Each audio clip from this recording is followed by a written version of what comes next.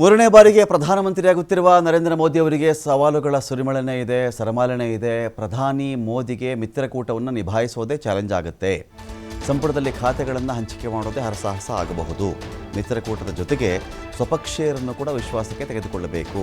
ಆಚೆಯಿಂದ ಬಂದರೂ ಅವರಿಗೆ ನಾವು ಆ ಮಂತ್ರಿ ಕೊಡ್ತೀವಿ, ಈ ಮಂತ್ರಿ ಕೊಡ್ತೀವಿ ಅಂತ ಹೇಳಿದ್ರೆ ನಾವೇನು ಸ್ವಾಮಿ, ಹಾಗಾದರೆ ನಾವು ದುಡಿದಿದ್ದೀವಲ್ಲೋ ನಮಗೂ ಖಾತೆಗಳನ್ನು ಕೊಡಿ ಅಂತ ಕೇಳ್ತಾರೆ ಸಹಜವಾಗಿ. ಈಗಾಗಲೇ ಪ್ರಬಲ ಖಾತೆಗಳಿಗೆ ಮಿತ್ರ ಪಕ್ಷಗಳಿಂದ ಬೇಡಿಕೆ ಬಂದಿದೆ. ಸ್ಪೀಕರ್ ಜೊತೆಗೆ 4 ಖಾತೆಯನ್ನು ಟಿಡಿಪಿ ಕೇಳಿದೆ. ರೈಲ್ವೆ ಜೊತೆಗೆ 2 ಖಾತೆಗಳನ್ನು ಜೆಡಿಯು ಕೇಳ್ತಾ ಇದೆ. ಇದೆಲ್ಲದರ ಜೊತೆಗೆ ಪ್ರಣಾಳಿಕೆಯಲ್ಲಿ ಕೊಟ್ಟಿರುವಂಥ ಭರವಸೆ ಈಡೇರಿಸಬೇಕಾಗಿದೆ. ಹಾಗಾಗಿ ಅದೊಂಥರ ಸವಾಲು ಕೂಡ ಆಗುತ್ತೆ ನರೇಂದ್ರ ಮೋದಿ ಅವರಿಗೆ.